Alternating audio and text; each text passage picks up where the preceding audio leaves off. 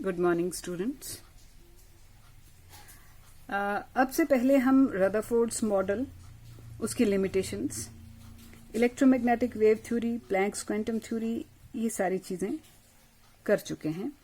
Rutherford's model में एक उसका ड्रॉबैक या फेलियर ऑफ रदरफोर्ड्स मॉडल में एक आता है कि it could not explain spectrum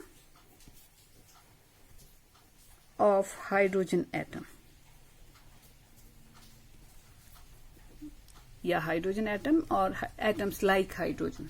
तो ये जो टर्म है स्पेक्ट्रम ऑफ हाइड्रोजन एटम, किसी एटम का स्पेक्ट्रम कैसे लिया जाता है, क्या इसका मतलब होता है, ये सारी चीजें जानने से पहले हमें स्पेक्ट्रम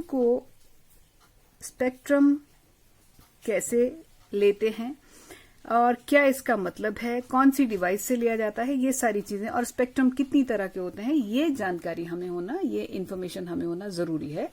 सो सबसे पहले we talk about spectroscope.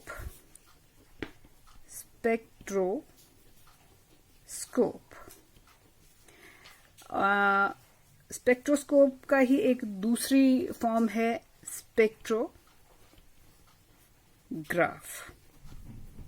Spectroscope और स्पेक्ट्रोग्राफ ये दो डिवाइसेस हैं जो हमें मालूम है कि व्हाइट लाइट जो आती है, सूरज से जो हमें रोशनी आती है, वो भी इलेक्ट्रोमैग्नेटिक रेडिएशन है। वैसे उसमें 7 कलर्स होते हैं, विबगयोर जो हम जानते हैं, लेकिन वो 7 कलर्स हमें कभी यूं ही दिखाई नहीं देते। कभी अगर दिखाई देते हैं तो रेनबो यानी कि इंद्रधनुष में दिखाई देते हैं। That is again A spectrum. तो वो 7 कलर हमें अलग अलग नहीं दिखाई देते, वो हमें एक इसके मतलब जॉइंट एक सिंगल व्हाइट कलर की तरह दिखाई देते हैं। तो ये डिफरेंट रेडिएशंस मान लीजिए कहीं से आ रहे हैं और हमने एक सिंगल रेडिएशन, ये एक बीम ऑफ लाइट इस अपर्चर में से पास होने दिया। This is a beam of light. ये व्हाइट लाइट है जो हमें दिखती है। इसमें 7 कलर्स हैं। हमें 7 कलर्स दिखते नहीं हैं क्योंकि वो प्रॉपरली मर्ज्ड हैं एक दूसरे के साथ, और इसलिए हमें दिखेंगे तो नहीं। लेकिन इस लाइट को अगर हम ग्लास के प्रिज्म में से पास कर दें, जब ये बीम ऑफ लाइट यहां से यहां एंटर करेगा, ये एयर है और ये ग्लास है, यानी कि एयर और अब मीडियम क्या हो गया, ग्लास में एंटर करने के बाद जब ग्लास को छोड़ के ये 7 कलर्स फिर से एयर में एंटर करेंगे तो इनमें डिफ्रैक्शन होगी। डिफ्रैक्शन मीन्स ये जो प्रिज्म है इसके इस साइड के साथ वो बेंड कर जाएंगी रेडिएशंस, क्योंकि वो अलग अलग वेवलेंथ और फ्रीक्वेंसी वाली रेडिएशंस हैं। तो वो 7 कलर्स अलग अलग एंगल से बेंड करेंगे, लाइक दिस।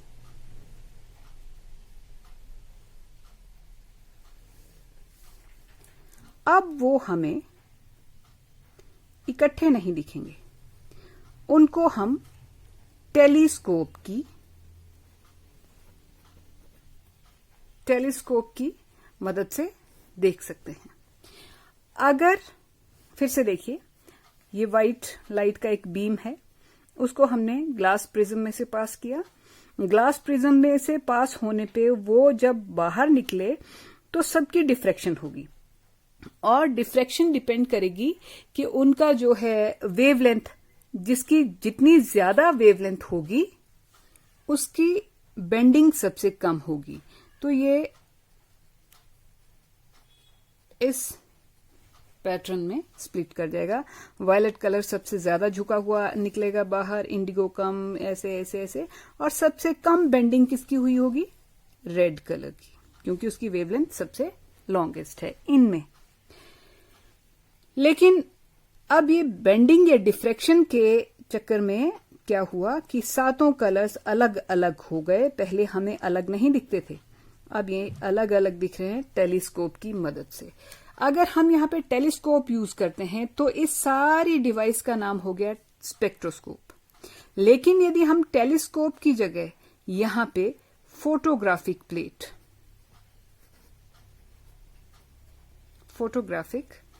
प्लेट लगा देते हैं, तब हम इसको स्पेक्ट्रोस्कोप नहीं स्पेक्ट्रोग्राफ कहेंगे। और यहाँ पे जो फोटोग्राफिक प्लेट पे जो सारी फोटो आएगी डिफरेंट रेडिएशंस की, उसको कहेंगे स्पेक्ट्रोग्राम। द फोटोग्राफ टेकन या received on photographic plate in a spectrograph is known as spectrogram. बात समझ में आई कि किसी भी रेडिएशन को ग्लास प्रिज्म में से पास करेंगे, उसके जो डिफरेंट कलर्स होंगे वो स्प्लिट कर जाएंगे और फिर जो उनकी फोटोग्राफ होगी उसको हम स्पेक्ट्रोग्राम कह सकते हैं। ये जो हम स्पेक्ट्रम स्टडी करते हैं ये बेसिकली दो तरह के होते हैं। First is emission. एमिशन होता है छोड़ा गया, कोई चीज जब एमिट करती है किसी चीज को, एमिशन स्पेक्ट्रा। एमिशन स्पेक्ट्रा कब कहते हैं कि जैसे किसी सोर्स से when the radiation is coming from a source, जिसका स्पेक्ट्रम आप स्टडी कर रहे हैं, वो रेडिएशन किसी सोर्स से आ रही है। जैसे ये सन है, सन से रेडिएशन आ रही है, उसका हम स्पेक्ट्रम लेते हैं, तो जो भी स्पेक्ट्रम आएगा that will be called emission spectrum. Emission spectrum, क्योंकि सन ने एमिट की रेडिएशन और फिर उसको हमने एनालाइज किया उसके रेडिएशन को, तो ये जो स्पेक्ट्रम बनेगा इसको हम कहेंगे emission spectrum. Emission spectrum basically सन हो गया आपका, एक बल्ब आपने लिया है, बल्ब ग्लो कर रहा है, उसकी रेडिएशन का आप स्पेक्ट्रोग्राफ लेते हैं, उसका स्पेक्ट्रोग्राम लेते हैं, तो कौन सी रेडिएशंस आ रही हैं, उनकी क्या फ्रीक्वेंसी है, ये सारा सीक्वेंस जिसमें हम स्टडी करेंगे, तो उसको कहेंगे एमिशन स्पेक्ट्रम। क्योंकि बल्ब ने एनर्जी एमिट की है और उसकी रेडिएशंस को हमने स्प्लिट करके देखा है कि इसमें कौन कौन सी रेडिएशंस हैं, किस किस वेवलेंथ की रेडिएशंस हैं, वो हम स्टडी करेंगे स्पेक्ट्रम से। तो ये भी एमिशन स्पेक्ट्रम हुआ। एमिशन स्पेक्ट्रम कैसा हुआ, या फिर एमिशन स्पेक्ट्रम और कैसे हो सकता है, कोई गैस है, यहाँ गैस मॉलिक्यूल्स हैं, वैसे तो ये एनर्जी रेडिएट नहीं करेंगे, लेकिन इस गैस में से हम इसको हीट कर दें या इलेक्ट्रिक डिस्चार्ज दे दें, इसमें से इलेक्ट्रिक डिस्चार्ज दे दें और फिर इलेक्ट्रिसिटी हटा लें, तो थोड़ी देर के बाद ये गैस भी डिपेंडिंग अपॉन इट्स नेचर कुछ रेडिएशंस एमिट करेगी। उनके स्पेक्ट्रम को हम स्टडी करेंगे, again it will B emission spectrum, because gas ने एमिट की है कोई रेडिएशन, उसके स्पेक्ट्रम को जब हम स्टडी करेंगे then again it will be called emission radiation. Emission radiation हो, एमिशन स्पेक्ट्रम हो, या दूसरा एक एब्जॉर्प्शन स्पेक्ट्रम भी होता है, लेकिन एमिशन स्पेक्ट्रम बेसिकली दो तरह का होता है, एक कंटिन्यूअस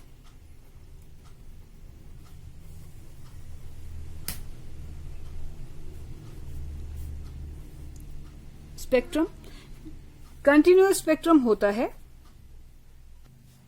कि जब भी हम किसी बल्ब से, सन से आती हुई रेडिएशन को जब इसमें स्पेक्ट्रोस्कोप में देखते हैं, तो जो रेडिएशंस होती हैं, जो स्प्लिट होकर रेडिएशंस आती हैं, उनके बीच में कोई गैप नहीं होता। जैसे इंद्रधनुष आप देखते हैं तो वायलेट कलर अभी खत्म नहीं हुआ होता और वहां पे इंडिगो स्टार्ट हो जाता है, फिर ब्लू का बैंड स्टार्ट हो जाता है, फिर ग्रीन, येलो, ऑरेंज, रेड, मतलब इस तरह से कलर्स, अगला कलर शुरू होने से पहले पिछला कलर जो है वो खत्म नहीं होता है, एक दूसरे के साथ मर्ज कर जाते हैं और उन कलर्स के बीच कोई गैप नहीं देखने को मिलता। There is no gap between the radiations. ये खासियत होती है कंटिन्यूअस स्पेक्ट्रम की। Every radiation is merged into the next radiation. एक रेडिएशन यहाँ पे ऐसे ऐसे इस तरह से आ रही है, तो अगली रेडिएशन जो है वो यहां से स्टार्ट हो जाएगी, ये, और उससे आगे वाली रेडिएशन है तो वो यहां से स्टार्ट हो जाएगी, आपको गैप दिखेगा ही नहीं। अगर इस तरह से रेडिएशंस हैं, एक रेडिएशन खत्म नहीं हुई है दूसरी स्टार्ट हो गई, तो ऐसे स्पेक्ट्रम को हम कहेंगे continuous spectrum. There is no gap between the radiations, उनकी कंटिन्यूअस वेवलेंथ्स चल रही हैं। लेकिन इसी स्पेक्ट्रम को हम कह देंगे लाइन स्पेक्ट्रम या डिसकंटिन्यूअस। इस स्पेक्ट्रम को नहीं, मतलब एक दूसरी टाइप जो है एमिशन स्पेक्ट्रम की क्या हो सकती है, लाइन, या लाइन स्पेक्ट्रम का दूसरा नाम डिसकंटिन्यूअस स्पेक्ट्रम भी है, या इसको बैंड स्पेक्ट्रम भी कहते हैं। Line spectrum, discontinuous spectrum, band spectrum कब आता है, जैसे मान लीजिए हमने कोई ये एक जार लिया, इसमें सोडियम क्लोराइड के वेपर्स रखे हैं और हमने इसको जार नहीं लिया, एक ऐसे बर्नर ले लिया हमने, और इस बर्नर में हमने यहाँ पे एक वायर की लूप पे हमने ऐसे, इस वायर में हमने, वायर का आगे जो लूप है उसमें सोडियम क्लोराइड डाल रखा है, और फिर इस सोडियम क्लोराइड को यहाँ पे बर्नर की फ्लेम में हीट किया, तो हम देखेंगे कि कोई रेडिएशंस ये छोड़ रहा है। जब वो रेडिएशंस यहाँ इस स्लिट में से जाएंगी और फिर इस प्रिज्म के साथ स्ट्राइक करेंगी, तो ये जो रेडिएशंस हैं, बाकी तो नहीं गई ये, तो हम देखेंगे कि एक और दो अलग अलग रेडिएशंस निकलेंगी इससे। हुआ ये भी एमिशन स्पेक्ट्रम, क्यों? क्योंकि सोडियम क्लोराइड को हमने हीट किया, हीट करके फिर सोडियम क्लोराइड ने जो रेडिएशन एमिट की है हम उनका स्पेक्ट्रम देख रहे हैं। लेकिन खास बात क्या है, एक रेडिएशन यहां दिख रही है और एक रेडिएशन यहां दिख रही है, बीच में क्या है, गैप है, कंटिन्यूटी नहीं है। तो ऐसे स्पेक्ट्रम को हम लाइन स्पेक्ट्रम कह देते हैं, या डिसकंटिन्यूअस स्पेक्ट्रम कह देते हैं, या बैंड स्पेक्ट्रम। क्यों बैंड क्यों बोला? क्योंकि बीच में खाली जगह का खाली एक बैंड आ रहा है, इसलिए बैंड स्पेक्ट्रम भी, ये जो बैंड है ये डार्क कलर के रूप में दिखाई देगा। और सोडियम जो है, जब इसको इस तरह से सोडियम क्लोराइड को हीट करते हैं तो सोडियम दो तरह की रेडिएशन एमिट करता है। एक की वेवलेंथ जो है वो 5896 एंगस्ट्रॉम होगी, और जो दूसरी वाली है उसकी होगी 5890 एंगस्ट्रॉम। तो दोनों में कितना फर्क है, एक 90 है, एक इस तरह से 5890 एंगस्ट्रॉम पे है और दूसरा 5896 एंगस्ट्रॉम पे। दो अलग अलग रेडिएशन है, बीच में 6 एंगस्ट्रॉम में का गैप है, और 6 एंगस्ट्रॉम वाली कोई, मतलब बीच वाली 91 एंगस्ट्रॉम, 92, 93, 94, 95 वाली सारी रेडिएशंस गायब हैं। तो ये जो बीच में गैप है, इसके कारण इसको लाइन या डिसकंटिन्यूअस या बैंड स्पेक्ट्रम कहते हैं, जो कि इसमें नहीं होता था। इसमें ये होता था कि अगर 4 वाली यहां खत्म हुई है तो 5 वाली 6, 7, 8, 9, 10, 11, 12, 13, 14 ये कंटिन्यूअस चलेगा। सो अब आई थिंक आपको कंटिन्यूअस और डिसकंटिन्यूअस स्पेक्ट्रम का पता होना चाहिए। अब इसके बाद हम बात करेंगे, एमिशन स्पेक्ट्रम दो तरह का हुआ, एक लाइन स्पेक्ट्रम और एक कंटिन्यूअस स्पेक्ट्रम। और अब बात करेंगे हम एब्जॉर्प्शन स्पेक्ट्रम की। एब्जॉर्प्शन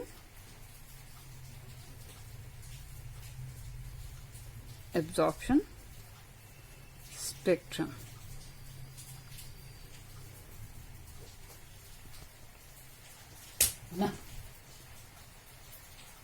एब्जॉर्प्शन स्पेक्ट्रम किसे कहते हैं कि ये कोई सब्सटेंस है इस ग्लास के कंटेनर में।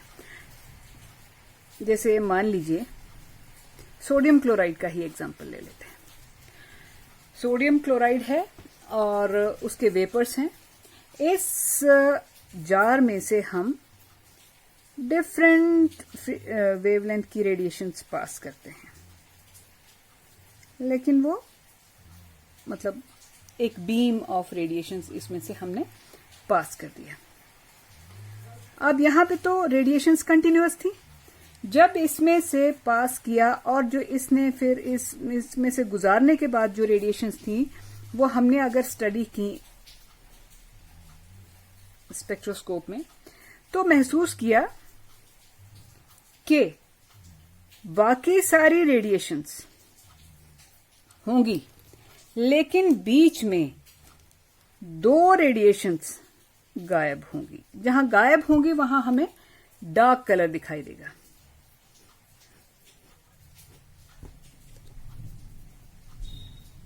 Like this. बाकी सारी की सारी रेडिएशंस इसने जाने दी जैसे थी, लेकिन 2 रेडिएशंस जो है वो सोडियम क्लोराइड जो है वो एब्जॉर्ब कर गया है, खा गया है इतनी सारी रेडिएशंस में से। और मजे की बात यह है कि इनकी वेवलेंथ 5896 एंगस्ट्रॉम और 5890 एंगस्ट्रॉम होगी। तो ये जो स्पेक्ट्रम था, आपने मान लीजिए यहां पे 10 डिफरेंट वेवलेंथ्स वाली रेडिएशंस इसमें से गुजारी। 10 में से 8 उसने एमिट कर दी, 2 को वो एब्जॉर्ब कर गया, अपने अंदर खा गया। और वो कौन सी थी? एक वही जो अभी पीछे इसका एमिशन स्पेक्ट्रम देखा, तो इसने एमिट भी ये वाली ही 2 रेडिएशंस की थी और इसने एब्जॉर्ब भी ये वाली 2 रेडिएशंस ही की हैं। इस चीज में खैर कंफ्यूज ना हो, आप सिंपली ये याद रखें कि जब किसी सब्सटेंस के वेपर्स में से रेडिएशंस पास की जाएं और फिर पास करने के बाद वो जो उसमें से गुजार के जो रेडिएशंस निकली हैं उनको हम स्टडी करें, तो वहां से कुछ एक रेडिएशंस गायब निकले। तो ऐसे गायब कैसे हुई? इसने एब्जॉर्ब कर ली कुछ एक रेडिएशंस अपने नेचर के हिसाब से। तो ऐसे स्पेक्ट्रम को कहते हैं एब्जॉर्प्शन स्पेक्ट्रम। ये भी डिसकंटिन्यूअस स्पेक्ट्रम होगा क्योंकि बाकी रेडिएशंस हैं और बीच में क्या हो गया? ये गैप हो गया। ये गैप क्यों आया? क्योंकि एक रेडिएशन को ये खा गया है। ये गैप क्यों दिख रहा है? क्योंकि इस रेडिएशन को ये खा गया हुआ है। खा गया इसीलिए इसका नाम क्या है? Absorption spectrum. लेकिन याद रखें, एब्जॉर्प्शन स्पेक्ट्रम हमेशा लाइन स्पेक्ट्रम होगा। उसमें हमेशा ऐसे डार्क बैंड्स दिखाई देंगे, line band, discontinuous, what ever you may call it. और मजे की बात क्या है कि सोडियम क्लोराइड का जो आपने एमिशन स्पेक्ट्रम देखा है, ये जब आपने इसको हीट किया तो भी इसने 5896 एंगस्ट्रॉम और 5890 एंगस्ट्रॉम वाली 2 रेडिएशंस ही छोड़ी थी। और जब इसका एब्जॉर्प्शन स्पेक्ट्रम देखा तब भी इसने कौन सी रेडिएशंस खाई हैं? 5896, 5890 एंगस्ट्रॉम वाली। यानी कि आप इन दोनों रेडिएशंस की वेवलेंथ से आइडिया लगा सकते हैं कि सैंपल में आपने क्या ले रखा है? सोडियम ले रखा है। ये दोनों वेवलेंथ्स जो हैं सोडियम को ही सूट करती हैं, एब्जॉर्ब करनी भी और एमिट करनी भी। तो ये था एमिशन और एब्जॉर्प्शन स्पेक्ट्रम।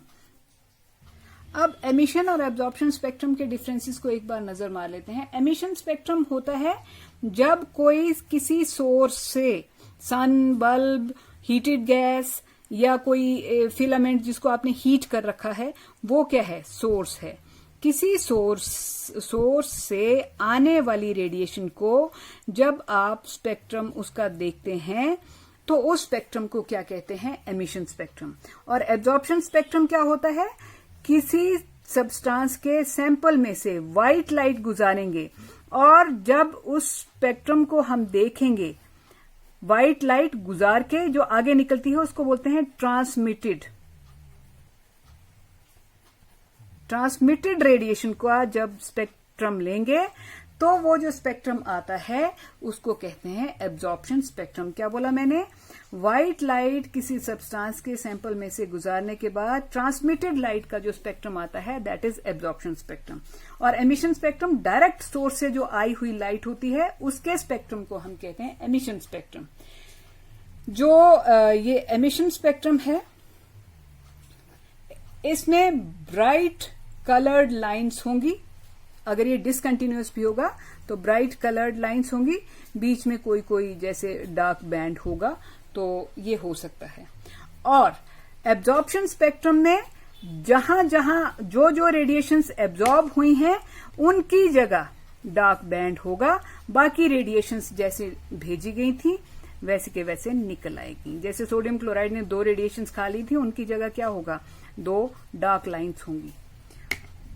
और तीसरी बात, इन दोनों में क्या फर्क है कि ये जो एमिशन स्पेक्ट्रम है ये कंटिन्यूअस भी हो सकता है और डिसकंटिन्यूअस भी हो सकता है, लेकिन एब्जॉर्प्शन स्पेक्ट्रम हमेशा लाइन या डिसकंटिन्यूअस ही होता है, ये कभी भी कंटिन्यूअस नहीं होगा। ओके, अब स्पेक्ट्रम को समझने के बाद हमारा अगला मेजर काम है to study the spectrum of hydrogen atom. तो